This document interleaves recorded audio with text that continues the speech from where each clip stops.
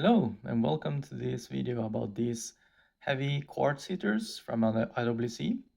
During the height of quartz, when it was seen as luxury, from the late 70s and 80s were these produced. So let's start with the rarer Yacht Club II, or lesser known I should say. You probably already know there's an original Yacht Club that IWC has been making since I believe the 50s. In the 70s with groundbreaking designs of Kenta, doing the 1832 Ingenieur for IWC. They created the SL line. So it's not actually on the dial of the Yacht Club II, but there were two other club models that had SL written on the dial. So those were the Golf Club and the Polo Club. The Golf Club was more of a cushion case, while the Polo Club was just a round case, minimal case with an integrated bracelet. This one is one of the more unique ones. So there's been a lot of myth spreading about whether Gerald Genta designed the Yacht Club II. I think it's propagated by the articles by Houdinki and a blog to watch, which just mentions it a dozen times as if that's the case. But someone on Omega forums had actually contacted IWC and they confirmed that Genta had only designed the Ingenieur and not any of the club models. Still, this is a very interesting design.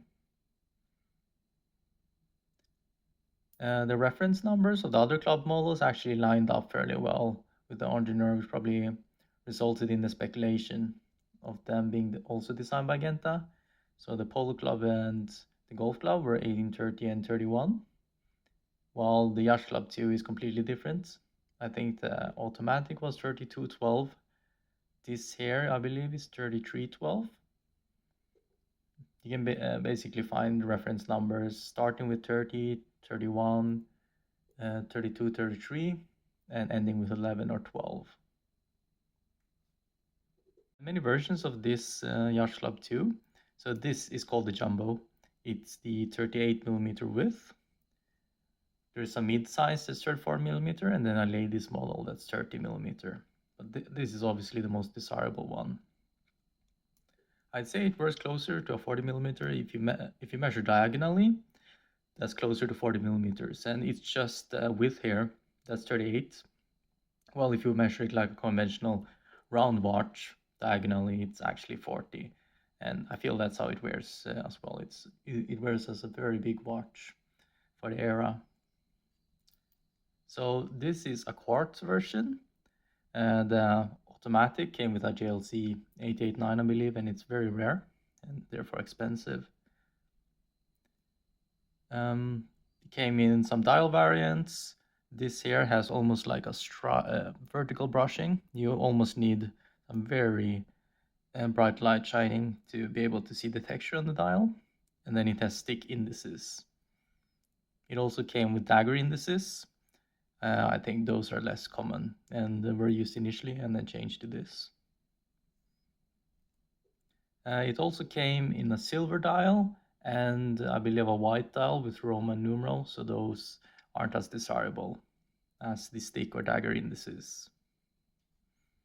It's a very thin watch. I think it's only about 7mm. I'm not sure if the automatic is thicker, like with the Ingenieur. They made a slimmer quartz variant after the first quartz variant. I'm not sure if they did the same with this, but it's plenty thin enough, unlike the original Ingenieur 1832, which was very thick. So the brushing on this is basically what makes the watch. So you can see there's a polished center ring, and then around that there's circular brushing, and then finally towards the edges of this octagon bezel is polished.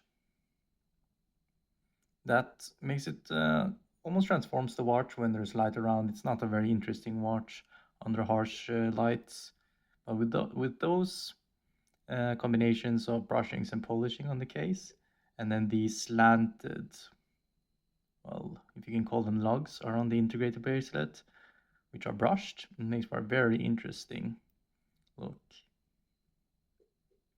Otherwise, it's a bit of a brutalist watch. That's how I look at it. So the bracelet width is about 24-25 millimeters here. So that's what contributes to the size. Lug to lug is about 50, which is quite large for a watch of this era, especially as we compare it to the Slim Ingenieur later. It's a very unique watch, like this club line. Not many people know about it. The golf club and polo club are a bit more dated. They have a bit more 60s design, I feel. Well, this is a bit more timeless due to all the jagged edges. The bracelet articulates well. It has flat links. And then there's a clasp, mill clasp, friction fit, and then clasp for safety.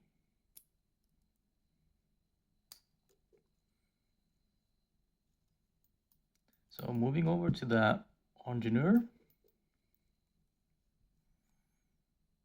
So this is the second gen Slim Ingenieur. So they first made the 1832, then they made a quartz version of it, and then a slimmer quartz version. I think the original 1832 had a 5431B movement. So that was their latest iteration of their peloton winding of IWC. Which isn't a very special movement, to be honest. You can find it in basically every watch they made in the 60s and then earlier iterations from the 50s. So this quartz variant uses an ETA quartz, very cheap to service. They still make parts for these that you can drop in when the circuit board goes bad. It's a very excellent value. So while the original Ingenieur was 40 millimeters, they made this only in a mid-size 34 millimeters. With this wide bezel, it does wear a bit small, especially with the black dial, which gives it a bit of a porthole look.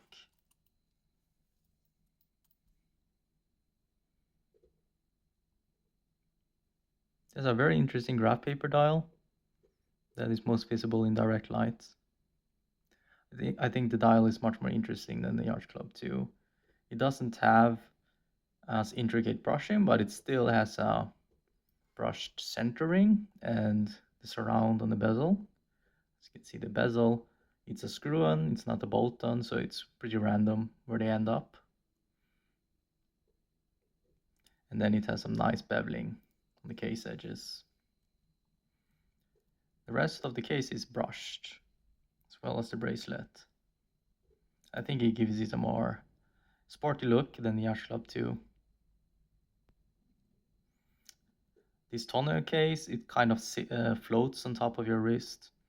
I'm not too much of a fan of it. I think the Laureato, which curves down more, while this is just lies flat, hugs your wrist better. I mean, this wear spell, it's just a look I'm not too much of a fan of.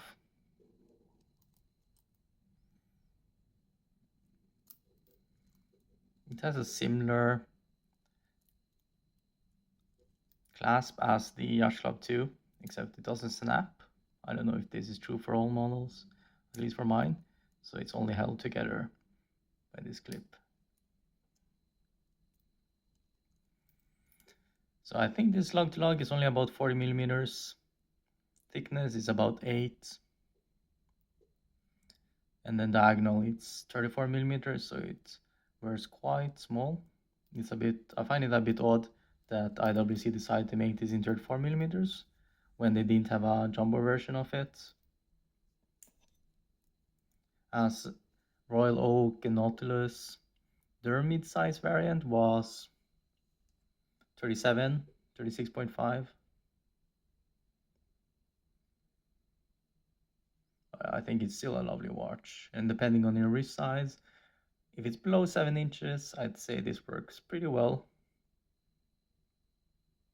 Even though a 35 or 36 would have been better.